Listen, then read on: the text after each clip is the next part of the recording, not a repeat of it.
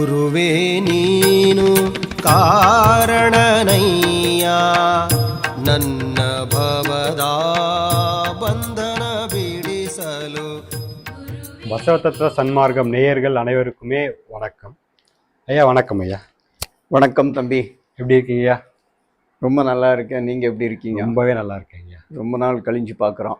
ஆமாம் ஐயா, நன்றி ஐயா. இப்போ நம்ம போன வீடியோவில் சரிப்பா, நம்ம குரு என்பவர் யார் அப்படிங்கிற அந்த ஒரு கேள்வியை பற்றின ஒரு விளக்கத்தை நீங்கள் கொடுத்துருந்தீங்க.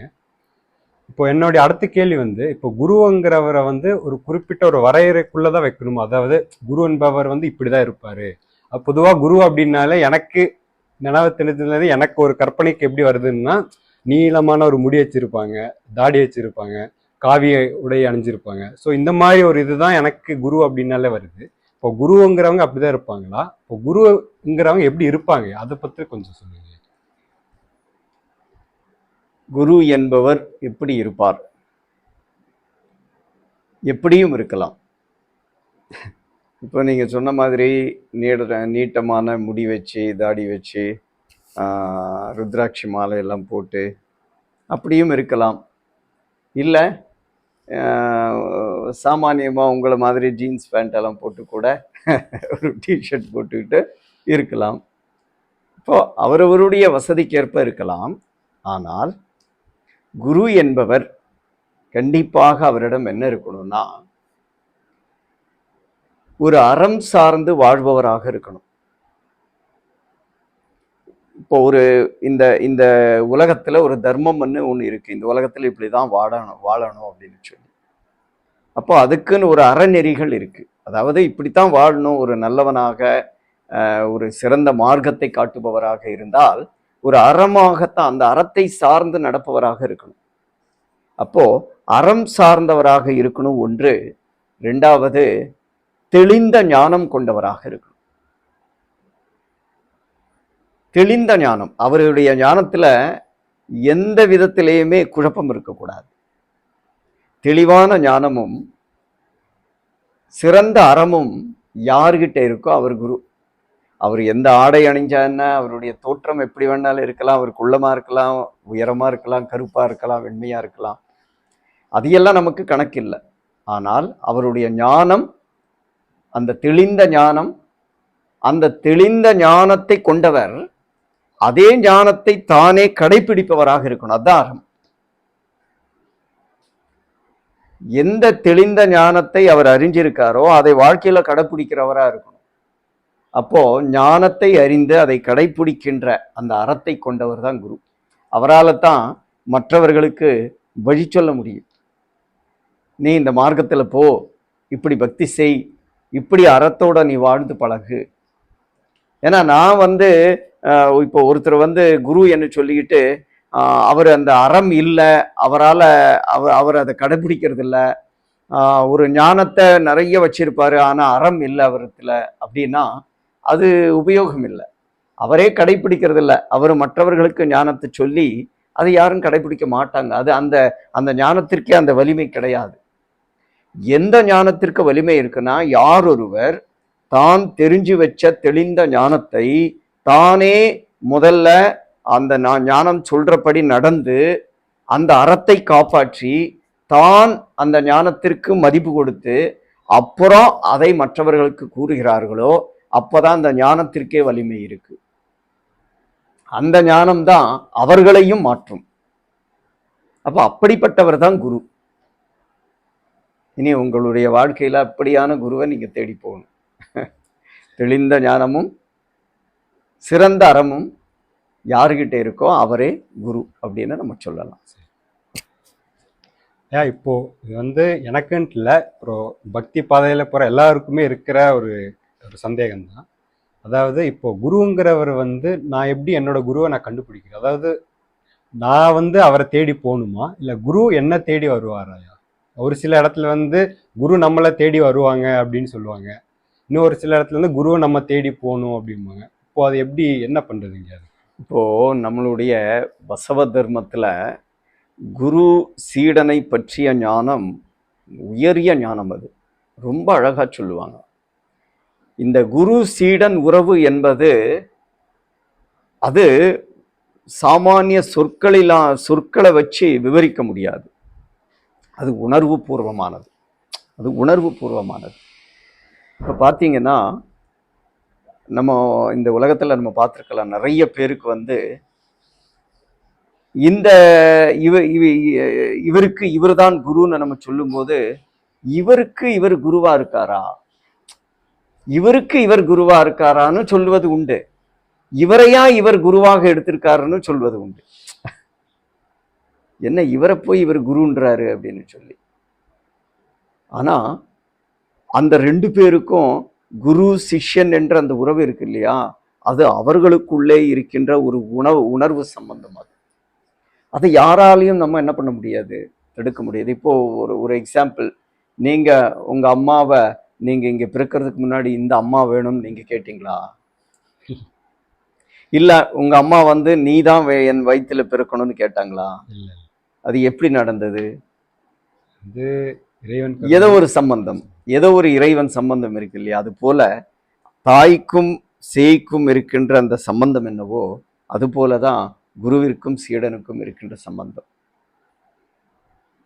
அந்த தாய் சேயை அறியாமலே தான் பெற்றெடுக்கின்றாள்.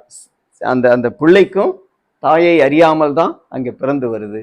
ஆனா அதுக்கப்புறம் அவங்களுக்குள்ள ஏதோ ஒரு காரணம் அந்த ரெண்டு பேரை இணைக்கும். இன்னொன்று என்னன்னா, அந்த உணர்வு சம்பந்தம். அந்த குருவிற்கு அந்த சீடன் மேல ஏதோ ஒரு பற்று, ஏதோ ஒரு கருணை, ஏதோ ஒரு அன்பு இருக்கும். சீடனுக்கு குருவின் மேல அதுவும் ஏதோ ஒரு அன்பு. அந்த ரெண்டும் வேறு வேறுன்னு நம்ம எடுக்கவே கூடாது. ஒருவருக்கு ஒருவராக வந்தவர், இவருக்குத்தான் இவரு, இவருக்குத்தான் இவருன்னு சொல்லி அந்த சிவனே நிர்ணயித்த ஒன்று. ஆகையினால நான் என்ன சொல்றேன் அப்படின்னா, நமக்கு யார் குரு என்பதை நமது உள்ளுணர்வு நமக்கு தெளிவுபடுத்தும். எல்லோருமே பெரிய இவரு தான் பெரிய இந்த ஊர்லயே பெரிய குருன்னு எல்லாருமே சொல்லலாம். ஆனா நமக்கு அதுல இஷ்டம் இருக்காது. அது ஏதோ எனக்கு பிடிக்கல அப்படின்ற மாதிரி வெளியே சொல்ல மாட்டோம். ஆனா உள்ளுக்குள்ள அது எனக்கு பிடிக்கலையே அப்படின்ற மாதிரி ஒரு அவ்வளவு ஒரு மனப்பூர்வமா நம்ம ஏத்துக்க மாட்டோம். ஆனா சாமானிய ஒருத்தர் இருப்பாரு, அவரை பார்த்ததுமே இவர் எனக்கு குருவாக இருந்தா நல்லா இருக்குன்னு நம்ம நினைச்சிருவோம். அதை நினைச்சு நம்ம என்ன பண்ணுவோம்னா, அவரை குருவாக நம்ம ஏத்துக்கிறோம். பார்க்குறவங்களுக்கு இது என்ன அப்படின்னு சொல்லி. ஆனா உள்ளுக்குள்ள ஒரு உணர்வு நமக்கு வந்து சொல்லிச்சு பாரு, இவர் தான் உன்னுடைய குரு, இவர் தான் குரு அப்படின்னு நமக்குள்ள ஒரு வார்த்தை வந்துச்சு இல்லையா? அது போல நம்ம அந்த குருவிடம் போகும்போது அந்த குருவிற்கும் இவர்தான் உன்னுடைய சீடன் என்ற அந்த நம்மளை பார்த்ததுமே நம்மளை அறியாம நமக்குள்ள ஒரு சம்பந்தம் விளையுது பாருங்க. இது அந்த சிவன் கொடுத்த சம்பந்தமே, அந்த உள்ளுணர்வு மூலமாக வருகின்ற சம்பந்தம் இது. பசவாதி சரணர்கள் என்ன சொல்லுவாங்கன்னா, இந்த உலகத்துல ஒரு சீடனுக்காகவே குரு வருகின்றார், ஒரு குருவிற்காகவே சீடன் பிறக்கின்றார். ஏன்னா நல்ல ஒரு சீடன் இல்லைன்னா குருவிற்கு மதிப்பு கிடையாது. அவர் எப்படி குருவாக முடியும்? சீடனே இல்லாம குருன்னு யார் சொல்றாங்க? இப்ப நம்ம எல்லோரையும் பார்த்தா அந்த சில ஆடையெல்லாம் அணிஞ்சிருந்தா அவர் குரு குருன்னு நம்ம சொல்லிக்கிறோம். அது உண்மை அல்ல. குருனா ஒரு சீடன் இருக்கணும், அந்த சீடன் ஏத்துக்கணும். எப்படி தாய்னா ஒரு குழந்தை இருக்கணும், அந்த குழந்தை ஏத்துக்கணும் இல்லையா? அந்த குழந்தை ஏத்துக்கிட்டாதான் அது தாய். குழந்தை பிறந்தாதான் அது தாய். அது போல ஒரு சீடனை உருவாக்குனாதான் அவர் குரு. அப்ப அந்த சீடன் ஏத்துக்கிட்டாதான் அது குரு, இல்லைன்னா குரு அல்ல. அது போல குரு ஏற்றுக்கிட்டா தான் சீடன், இல்லைன்னா நீ சீடன் ஆக முடியாது. நமக்கு நாமே குருவே இல்லாம நான் சீடன்னு சொல்ல முடியாது. ஆக இந்த ரெண்டு பேருக்கும் ஒருவருக்கு ஒருவர் நிச்சயமாக அவசியம். இந்த ஆன்மீக பாதையில ஒருவர் பயணிக்கணும்னா நிச்சயமாக குருவிற்கு சீடன் அவசியம், சீடனுக்கு குரு அவசியம். இங்க நம்ம வெளிக்கண்ணால பார்க்கிறோமோ இல்லையோ தெரியாது, நமது உள்ளுணர்வு அவரை எடுத்து காட்டிடும். இவர் தான் நம் குரு அப்படின்னு. புரிஞ்சுங்களா? சரணார்த்தி. இப்போ வந்து நீங்க குரு சிஷ்ய சம்பந்தம் அதை பத்தி சொன்னீங்க. ஒரு சிஷ்யனோட வாழ்க்கையில குரு எவ்வளோ முக்கியமானவரா இருக்காருயா? ஒரு குருவோட முக்கியத்துவம் என்னங்க, அதை பத்தி கொஞ்சம் சொல்லுங்க. கண்டிப்பாக. ஏன்னா குரு இல்லாம நமது ஆன்மீக பயணத்துல பயணிக்கவே முடியாது.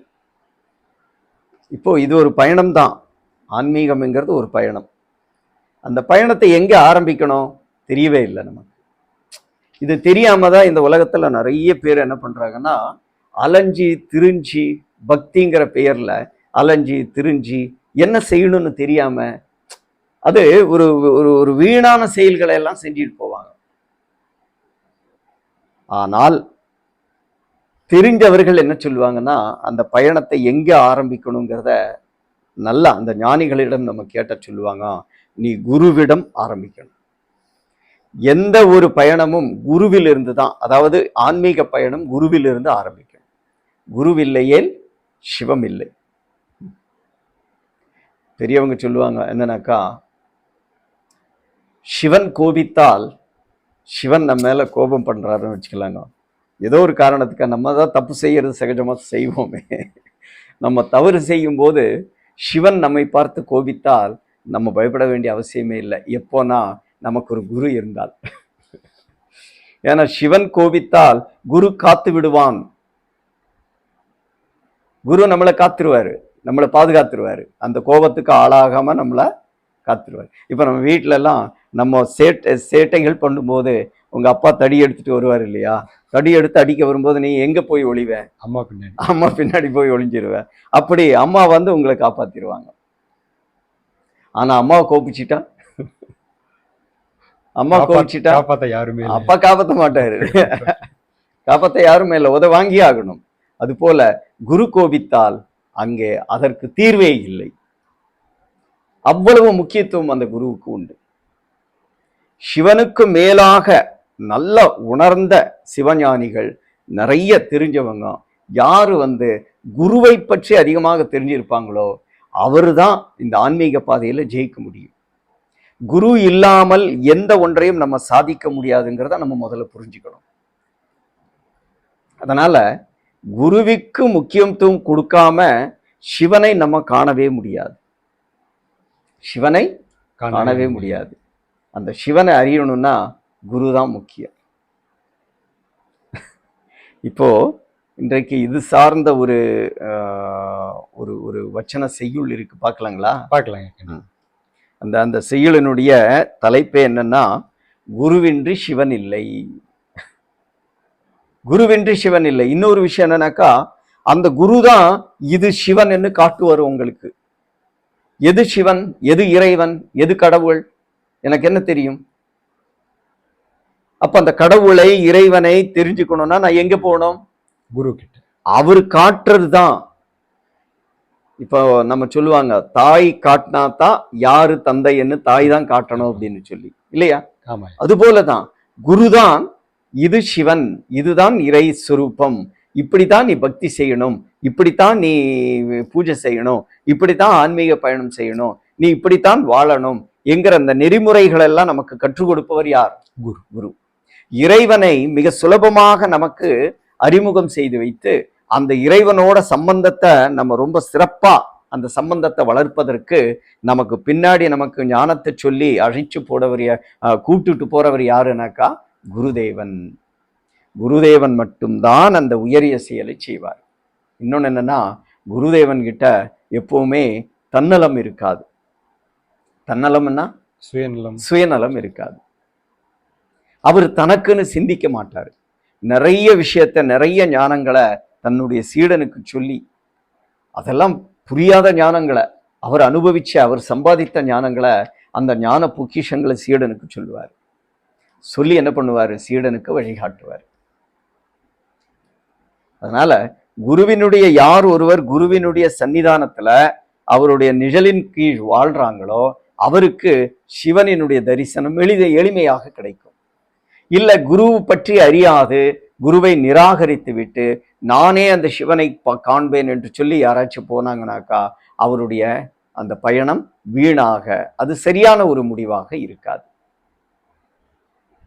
இந்த செய்யுள் பார்க்கலாங்களா? பார்க்கலாம். சரி, இந்த செய்யுள் என்ன சொல்வாருன்னா, குருவின்றி சிவன் இல்லை.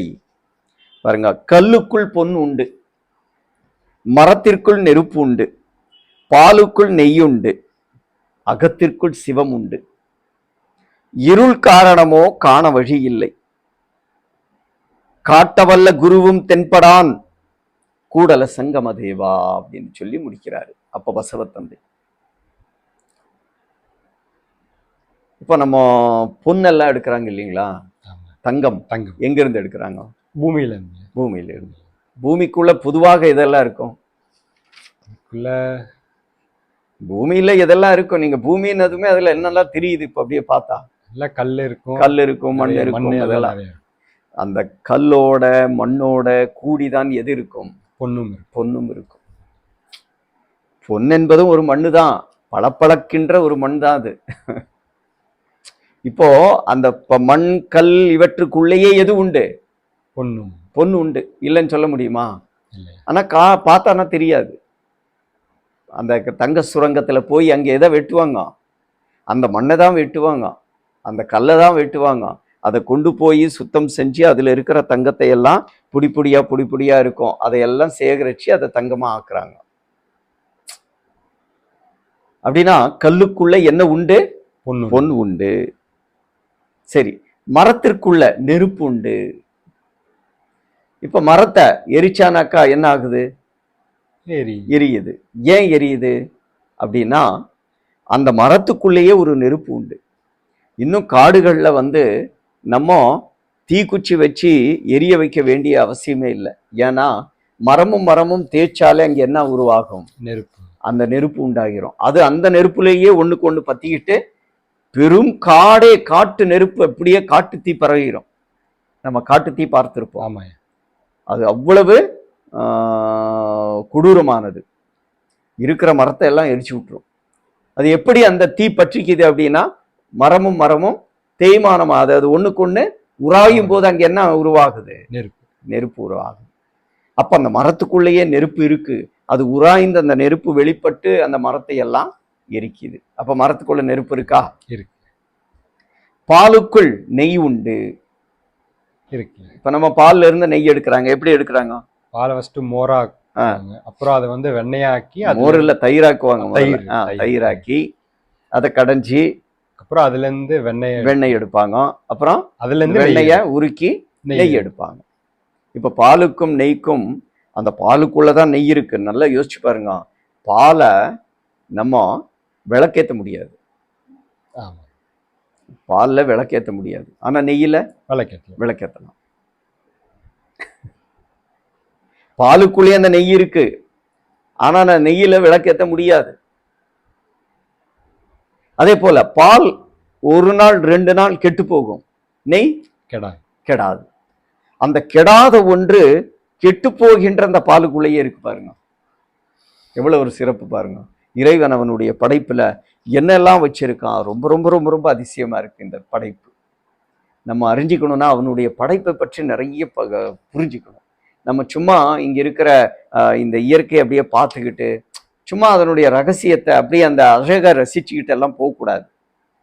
இந்த பூமியில பிறந்திருக்கோம் அப்படின்னா இந்த பூமியில நம்ம பார்க்கின்ற ஒவ்வொன்றையுமே நம்ம என்ன பண்ணணும்னாக்கா அதுல இருக்கிற தத்துவத்தை ஆராய்ஞ்சு அறியணும். நம்ம அது ஒரு பாடத்தை நமக்கு கற்றுக் கொடுக்குது.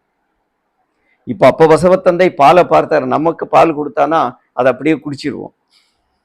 நம்ம அந்த பால் சுவையா இருக்கும், சுவையா இருக்கு, இனிப்பா இருக்கு, அதை டீ போடலாமா, காஃபி போடலாமா, ஹார்லிக்ஸ் போடலாமா, இப்படி நினச்சிட்டு நமக்கு நல்லா புரதச்சத்து கொடுக்கும் அப்படின்னு சொல்லி குடிச்சிருவோம். அவ்வளவுதான் இல்லையா? ஆனா அதுக்குள்ள நெய் இருக்குங்கிறத ரைட்டு, அந்த பாலுக்குள்ள நெய் இருக்குங்கிறத வச்சு ஒரு பெரிய மகா தத்துவத்தை நமக்கு கொடுக்குறாரு அவரு. அப்படின்னா தன் கையில தான் காணுகின்ற, தொடுகின்ற, இப்ப பார்க்கின்ற ஒவ்வொன்றிலையுமே ஒரு தத்துவம் இருக்குங்கிறத புரிஞ்சு அதை தமது அந்த ஞானத்தை அதுல இருந்து படிச்சவங்க தான் பெரிய ஞானிகள். அந்த ஞானிகள் அப்படிதான் படிச்சாங்க, சிவஞானிகள். அதனால பாலுக்குள்ள நெய் உண்டு, அதை மறுக்க முடியாது. அடுத்து அது போல அகத்திற்குள் சிவம் உண்டு. அகம்னா நம்ம உள்ளம், நமக்குள்ள. நம்ம சிவனை தேடி எங்கெல்லாம் போறோம், எங்கெல்லாம் போவாங்க, இன்னைக்கு பார்த்திருக்கலாம், எங்கெங்கயோ போறாங்க இறைவனை பார்க்கணும்னு சொல்லிக்கிட்டு. இருக்கட்டும், ஆனா உண்மை என்ன? இறைவன் நமக்குள்ளே இருக்கான். தூணிலும் இருக்கான், துரும்பிலும் இருக்கான், உலகமெல்லாம் நீக்கமர நிறைந்திருக்கான் அப்படின்னு சொல்லக்கூடிய பெரியவர்கள் இறுதியில சொல்றாங்க அவன் உனக்குள்ளேயும் இருக்கான். இப்ப தூணுலையும் இருக்கான், துரும்புலையும் இருக்கான், அவனை காண முடியாது. ஆனா உனக்குள்ளே இருக்கான், அவனை நீ காணலாம். நீ காண்பதற்காகவே உனக்குள்ள அவன் இருக்கின்றான். அந்த அகத்திற்குள்ள சிவன் இருக்கான். ஒத்துக்கலாமா? கண்டிப்பா சிவன் இருக்கானா? இருக்காரு. சிவன் இருந்த மாதிரி தெரியலையா? நம்ம அகத்துக்குள்ள சிவன் இருந்திருந்தா அன்பு வந்திருக்கணும் இல்லையா? நமக்கு அன்பு வந்திருக்கணும், பண்பு வந்திருக்கணும், நல்ல குணங்கள் வந்திருக்கணும், சத்தியம் இருக்கணும், உண்மையை பேசணும், நல்லதை பேசணும். ஆனா இதையெல்லாம் விடுத்து என்னுடைய அகத்திற்குள்ள இருக்கிற மாதிரி உங்கள் அகத்துக்குள்ள இருப்பாங்களா? இருப்பாங்க தானே? அப்படின்னா ஒவ்வொருவருடைய அகத்திற்குள் இருக்கணும் தானே? ஒவ்வொருவருடைய அகத்திற்குள் இருந்தாலும் எல்லோருமே நிறைய தப்பு செய்யறாங்களே. அகத்திற்குள்ள அவனை வச்சுக்கிட்டே தப்பு பண்றோமா? அப்படித்தானே பொருள் வருது. ஒரு மறதியில, ஒரு அஜ்ஞானத்துல இதெல்லாம் நடக்கும். கண்டிப்பாக அகத்திற்குள்ள அவன் இருக்கான் என்கிற அறிவு கூட பலருக்கு தெரியல. அகத்திற்குள்ள அவன் இருக்கான் என்கிற அறிவு தெரிஞ்சுக்கிட்டா வெளியில அவனை தேடி போக மாட்டாங்க. அந்த அறிவு யாருக்கு ஒரு பரிசுத்தமா நிலை பெற்றிருக்கோ அவங்க வெளியில போய் அந்த இறைவனை தேட மாட்டாங்க. புரிஞ்சுக்கிட்டீங்களா? இப்ப அகத்திற்குள் இல்ல, அவனை பற்றிய சிந்தனையே இல்லைங்கிறவங்க தான் வெளியில போய் அங்க போய் பார்க்குறேன், இங்க போய் பார்க்குறேன், அந்த யாத்திரை போறேன், நான் அங்க போகணும், பெரிய பெரிய மலைகளுக்கெல்லாம் போகணும், அங்க தவம் புரியணும், இப்படியெல்லாம் பல வேலைகளை செஞ்சிட்டு இருப்பாங்க. ஆனால் இறைவன் இருக்கணும். எங்க போனாலும் என்ன, இறைவன் நம் உள்ளம் தானே. நம் உள்ளத்தை தான் நம்ம போய் அந்த இறைவனை பார்க்க முடியும். அது இங்க இருந்த வீட்டுல இருந்தா என்ன, காட்டுக்கு போனா என்ன, மலைக்கு போனா என்ன, எந்த இடத்துல போனாலும் நம்ம உள்ளுக்குள்ள இருக்கிற சிவனை பார்ப்பது தான் நம்மளுடைய ஒரு ஒரு பெரிய கடமையாக இருக்கு. அப்போ அகத்திற்குள்ள யார் இருக்கிறது? சிவன் இருக்கு. ஆனா நிறைய பேரால பார்க்க முடியல. நிறைய பேர் அல்ல. இப்ப நீங்க பாத்தீங்களா? இல்ல, நானும் பார்க்கல. இப்ப நம்ம எல்லாம் இப்படி அகத்திற்குள்ள இருக்கிற, நம்ம உள்ளுக்குள்ளேயே இருக்கிற அந்த சிவனை பார்க்க முடியலையே. இதுக்கு காரணம் என்ன? நீங்க முன்பு சொன்னீங்களே, இதற்கு காரணம் என்ன? அஞ்ஞானம், மறதி. நமக்குள்ள அஞ்ஞானம் என்ற இருள் சூழ்ந்து உள்ளது. அஞ்ஞான இருள் நம்மளை சுத்தி இருக்கிறதுனால, உள்ளத்தை எல்லாம் அஞ்ஞான இருள் நிரப்பி இருக்கிறதுனால உள்ளுக்குள்ள இருக்கின்ற அந்த ஜோதி அது மறைவாக இருக்கு. அந்த சிவன் நமக்கு தென்படல. முதல்ல நம்ம தேடல, தேடி போனாலும் அங்கெல்லாம் வெறும் இருள்மயமா இருக்கு. உள்ளுக்குள்ள சிவன் இருக்கானா நம்ம தேடலாம், என்ன அப்படியே கண்ணு மூடுங்க பார்க்கலாம், நமக்கு ஏதேதோ வருது. இதெல்லாம் நம்ம சேகரிச்சு வச்சது. நம்மளுடைய மனம் எங்கெங்கேயோ போகுது, எதேதோ பத்தி சிந்திக்குது, எதையோ நமக்கு எங்கெங்கேயோ கூட்டு போகுது. சிவனும் கிட்ட கூட்டு போறதே இல்லை. அவரை தவிர எல்லா இடத்துக்கும் கூட்டு போகும். ஏன்னா அது எல்லாமே நம்ம சேர்த்தி வச்சிருக்கிற இருள். இப்ப உள்ள இருள் இருக்கு, அதனால அவரை கண்டுபிடிக்க முடியல. நம்ம போனான்னா இருள் தான், கும் இருட்டு, பயங்கர இருட்டு, வெளிச்சமே இல்லாத இருட்டு, நமக்கு பயமா இருக்கு. பசவாதி சரணர்கள் என்ன சொல்றாங்கன்னா, இந்த உள்ளத்தை கதளி வனம் அப்படின்னு சொல்றாங்க. என்ன வனம்? கதளி வனம். கதளி வனம் அப்படின்னா அது வாழைக்காடுன்னு பேரு. வாழைக்காடு, வெறும் வாழை மரமா இருக்கிற ஒரு பெரிய காடு. அப்படின்னா அங்க எதையெல்லாம் இருக்கும்? வாழை மரம் இருக்கிற இடத்துல எந்த மிருகங்கள் எல்லாம் இருக்கு தெரியுங்களா? எந்த மிருகங்கள் எல்லாம் இருக்கும்? யானை வரும். அது போல நமக்குள்ள யானை இருக்கு. எந்த யானை? மதம், ஆணவம். எத்தனை மதங்கள் தெரியுங்களா? 8 மதங்கள் நம்ம கிட்ட இருக்கு. ஒரு யானை இல்லை, 8 யானை இருக்கு. ஒரு யானை வந்தாலே மதம் பிடிச்சி ஓடணும் நம்ம எல்லாம். ஆனா மனுஷனுக்குள்ள எத்தனை யானைகள்? 8 யானைகள் இருக்கு. அந்த 8 யானைகள் அவனை இந்த வனத்துக்குள்ள அப்படி கஷ்டம். அது அப்புறம் காமம், குரோதம், லோபம், மோகம், மதம், மச்சரம் என்ற 6 வித எதிரிகள் கத்தி எடுத்து சுத்துறாங்க. வாழை மரத்துல அந்த வாழை காட்டுக்குள்ளதான் கிடைச்சா நம்மள போட்டுட்டு போயிடுவாங்க. நமக்குள்ளேயே ஆசை, துராசை, நிறைய பேராசை, இது எல்லாம் அப்படியே சூழ்ந்திருக்கு. அது மட்டுமா, பாம்பு எல்லாம் இருக்கும் வாழைக்காட்டுல, தெரியுங்களா? அங்கதான் பாம்பு நிறைய இருக்கும். இப்போ இங்கே ஒரு பாம்பு இருக்கு, எந்த பாம்புன்னு சொல்லுங்க பார்க்கலாம். இந்த காட்டுக்குள்ளேயும் பாம்பு ஒன்று இருக்கு. பாம்புன்னா விஷம் நிறைந்த பாம்பு, 5 தலை பாம்பு அது. 5 தலை, அதுக்கு 5 வாயு உண்டு, 5 தலையில போட்டுரும். தெரியல. எது புரியலைங்களா? இந்த மனம். சரணர்கள் சொல்லுவாங்க, இந்த உடல் என்ற புற்றுக்குள் மனம் என்ற பாம்பு 5 தலையுடன் வாழுது. 5 தலை எதுனா 5 இந்திரியங்கள். இந்த மனதுக்கு 5 இந்திரியங்கள் மூலம் 5 தலை இருக்கு பாருங்க. காது, தோல், கண்ணு, நாக்கு, மூக்கு. இந்த 5 மூலமாக அந்த மனம் அப்படியே விஷத்தை கக்குவதற்கு அது காத்துக்கிட்டு இருக்கு. அப்படிப்பட்ட பாம்பு இந்த காட்டுக்குள்ள இருக்கு. அந்த காட்டுக்கு போனா நம்ம சமாளிக்க முடியுமா?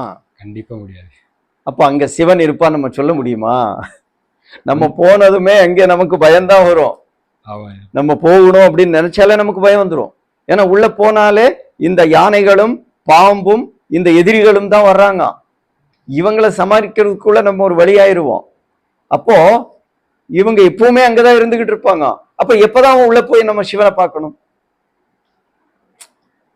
அததான் அடுத்த லைன்ல சொல்லாரு, உள்ள இருக்கிற சிவனை பார்க்கறதுக்கு வழி இல்லை. ஏன்னா இந்த மாதிரியான அந்த வாழைக்காடு போல் அந்த இருள் நிறைந்து கும் இருட்டுல நம்மளுடைய உள்ளம் இருந்துகிட்டு இருக்கு. யானைகளும் எதிரிகளும் அந்த பாம்புகளும் வாழ்கின்ற அந்த காடு அது. அதுக்குள்ள நம்மளா போக முடியாது. நமக்கு பயமா இருக்கும், அச்சமா இருக்கும். எப்போ கடிக்கும், எப்போ நம்மளை கொல்லும்னு தெரிய முடியாது. அதை கண்டு அந்த யானைக்கு நம்ம சிக்கிக்கிட்டானா மதம் பிடிச்ச ஆனை நம்மளை அப்படியே பிடிச்சி ஒரே போட்டுரும் இல்லையா? அப்போ அந்த பயம் நம்ம கிட்ட இருக்காதனால உள்ளுக்குள்ள போக முடியாது. அடுத்து சொல்றாரு, காட்டவல்ல குருவும் தென்படான் கூடல சங்கமதேவா. இதை காட்டவல்ல ஒருவன் இருக்கின்றான். யார் அது? குரு. குரு காட்டவல்ல ஒருவன் குருவே. எதை காட்ட வல்லவன்? சிவனை. உள்ளுக்குள்ள இருக்கிற, எங்கேயோ அல்ல, நம் உள்ளத்திற்குள்ளேயே அகத்திற்குள் இருக்கின்ற சிவனை காட்டுகின்ற ஆற்றல் யாருக்கு உண்டு? குருவிற்கு மட்டுமே உண்டு. அவன் அவ்வளவு எளிதில் நமக்கு தென்பட மாட்டான். அது ரொம்ப ரொம்ப ரொம்ப ரொம்ப நம்ம பக்குவப்படும் போது, நம்ம சீடன் ஆகும் போது அவன் நம்ம கண்ணுக்கு தெரிவான். அந்த அற்புதமான சத்திய ஞானங்களை நமக்கு கொடுப்பான். எந்த சுயநலமும் இல்லாம நம்மளை அரவணைப்பார். உன்னுடைய உள்ளம் ஒரு காடு, யானைகள் எதிரிகள் எல்லாம் இருக்காங்க, பாம்பு கொத்த தயாராக இருக்கு. அதையெல்லாம் எப்படி நீ சமாளிச்சு உள்ள போகணுங்கிற அந்த வித்தையை யார் கற்றுத் தருவது? குரு. எப்படி அந்த பாம்பை அடிப்பது, எப்படி அந்த யானையை வெல்வது, எப்படி அந்த எதிரிகளிலிருந்து உன்னை பாதுகாப்பது, இதையெல்லாம் கற்றுக் கொடுக்கின்ற ஒரே கடவுள் யாரு? குரு. குரு. அப்ப குருவானவர் யாருக்கு சமம்? சிவனுக்கு. சிவனுக்கே சமம். அதனால பசவாதி சரணர்கள் என்ன சொல்லுவாங்கன்னா, சிவனினுடைய சொரூபமே குரு அப்படின்னு சொல்றாங்க. குரு வேறல்ல, சிவன் வேறல்ல. அந்த சிவன் தன்னை காட்டுவதற்காகவே குரு ரூபத்துல வர்றாரு. யார் ஒருவர் அவருக்கு பணிஞ்சு அவருடைய பாதங்களுக்கு போகிறார்களோ அவர்களை ஏற்றுக்கொண்டு, அவர்களுக்கு அந்த ஏக்கம் இருக்கா, ஏன்னா இதுக்குள்ள பயணிக்கிறது அவ்வளவு கடினம். அது அவரை நம்பி பயணிப்பாராங்கிறத பார்ப்பாரு. இவரை நம்பி பயணிக்கிறாரு அப்படின்னா சரி, இவரை நம்ம கூட்டு போலாங்கிற அளவுக்கு குருவுக்கு நம்ம மேல நம்பிக்கை வரணும். நம்மளும் குருவை நம்பணும், குருவுக்கும் நம்ம மேல நம்பிக்கை வந்தா அவர் நம்மளை கைப்பிடிச்சு அழைச்சிட்டு போவாரு. அவரால நிச்சயமா அவர் சொல்லுகின்ற அந்த உத்திகளை வித்தைகளை கற்றால் நம்ம நிச்சயமாக நமக்குள் இருக்கின்ற அந்த சிவனை நம்ம பார்க்க முடியும்.